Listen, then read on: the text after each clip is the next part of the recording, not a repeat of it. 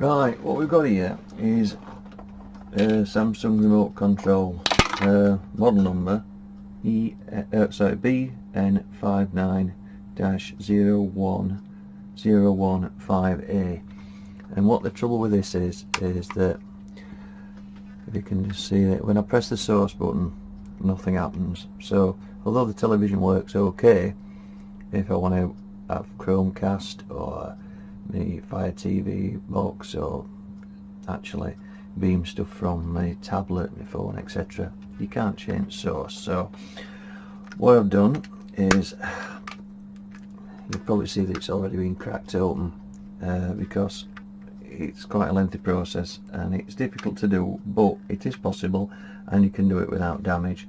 What I've used here is one of these. You can get these off eBay, Amazon. They're only a couple of quid at most, and just feed it through that gap there, slowly but surely, and just work round and round and round and round until you can feel it going further in. There's a lot of stuff comes out from the side of you, know, from skin deposits and grease off ears and that. But once you've done that, it will eventually start, and you want to get it in. If I can just show you that better, you want to get it in there, and like that, and like that, and then once you've got one in, if you can use one of these to like keep it open at that end, and then gradually work your way around. Now what my hope is that I've actually repaired something in the past by this method, and I'm hoping to be able to do the same. This is a Dymo letter tag for producing labels, etc. And what trouble I added was the A button. I don't know if you can see that now, but that's working fine. What had happened is there's something had leaked in a drawer. It had infected this area here, and you can probably see just a little tinge of yellow on it if I bring this in closer. Don't know if you can or not. It's probably too much light. I'll just turn this light off.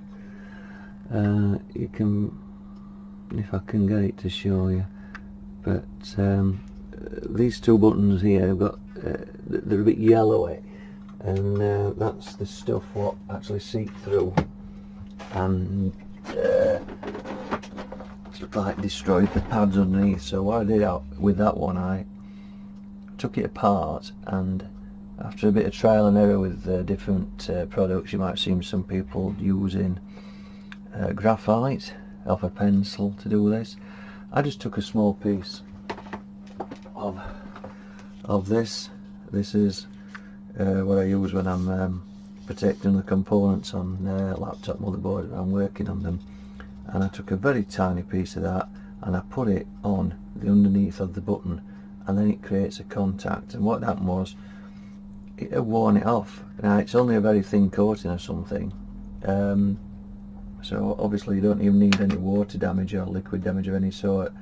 This coating must just wear off, and although you probably can't see at all well, the most regularly used buttons are shiny, and that's as the coating has worn off. The coloured buttons at the bottom, the numbers, they're not really affected at all, but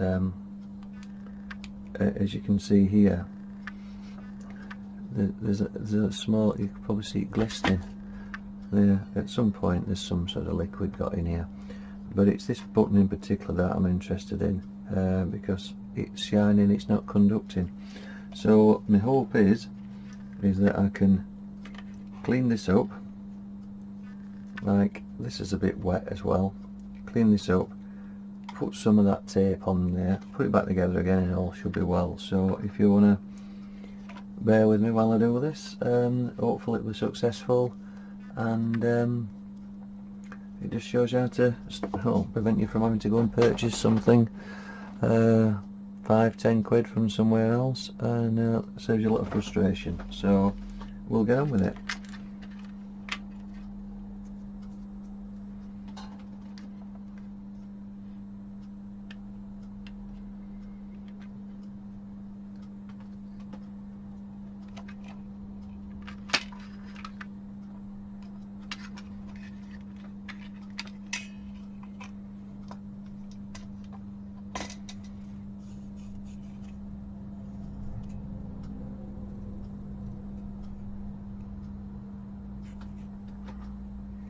don't know if that will show up in the camera.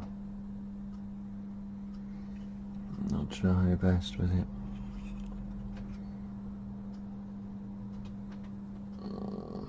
Dear me.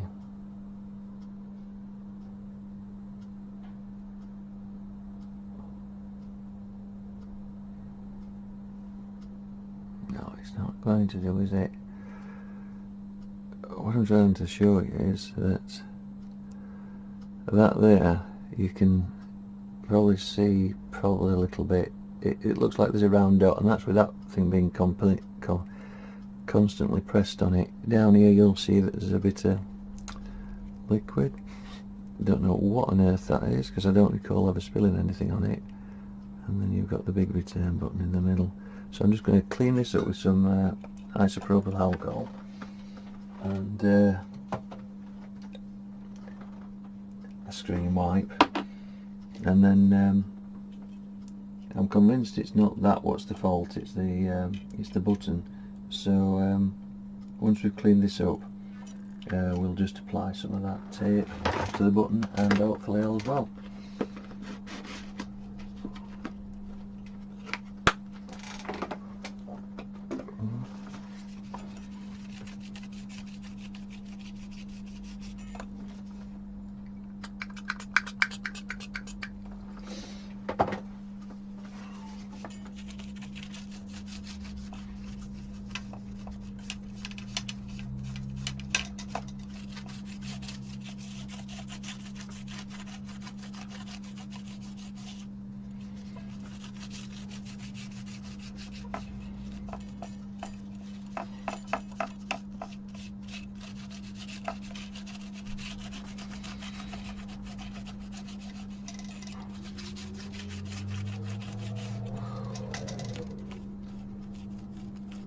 I was paying particular attention to that one there, because that's the one what's faulted. But once you've cleaned it, you can see there's no damage at all to that particular contact.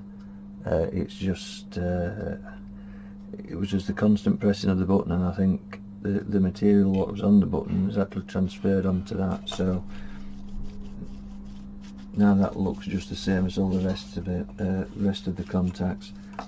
So hopefully this should work.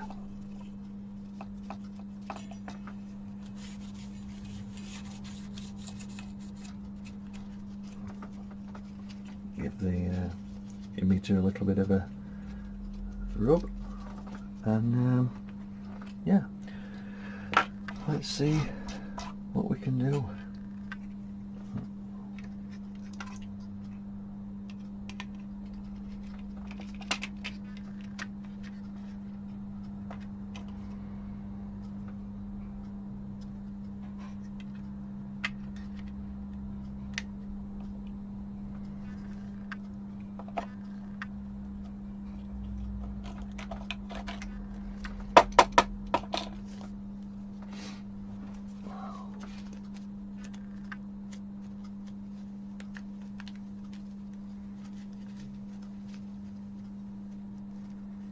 I wonder whether what this liquid is or where it comes from, because it's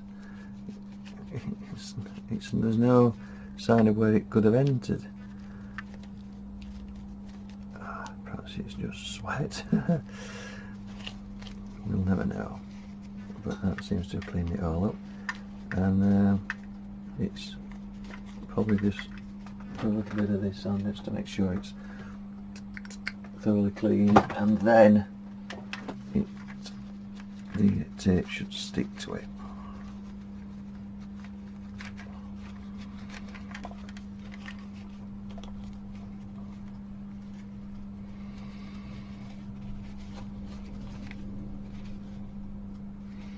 All good fun, and gives you something to do.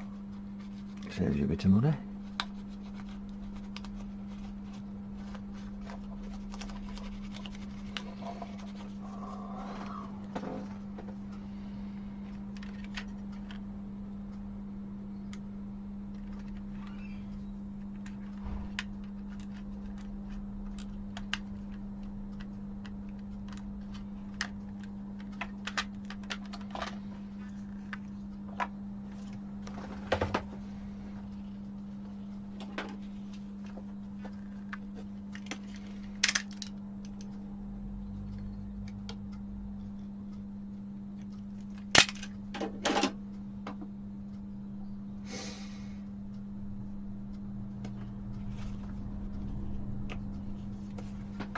little piece, that's that.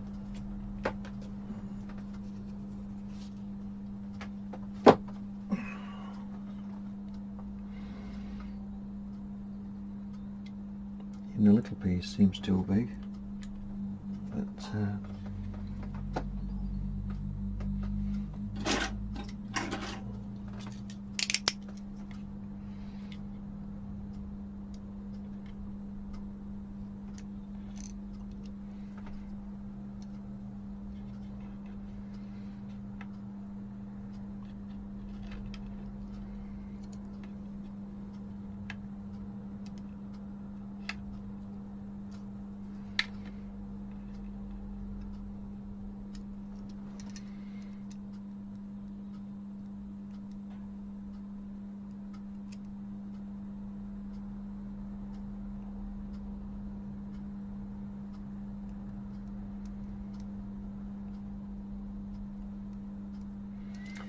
there we have it.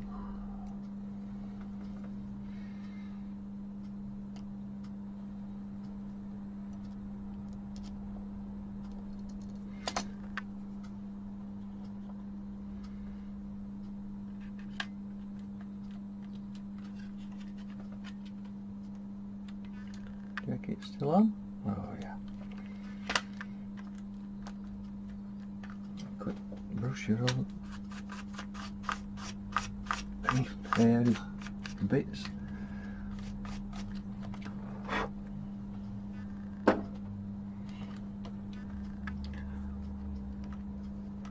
Actually, I think that brush has caused more problems than what it's got rid of. The hairs are coming out.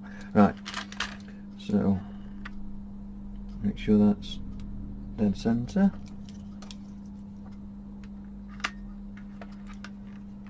Put that there.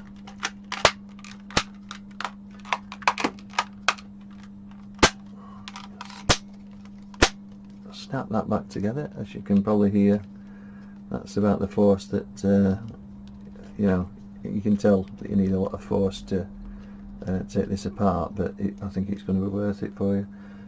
Very little damage done really.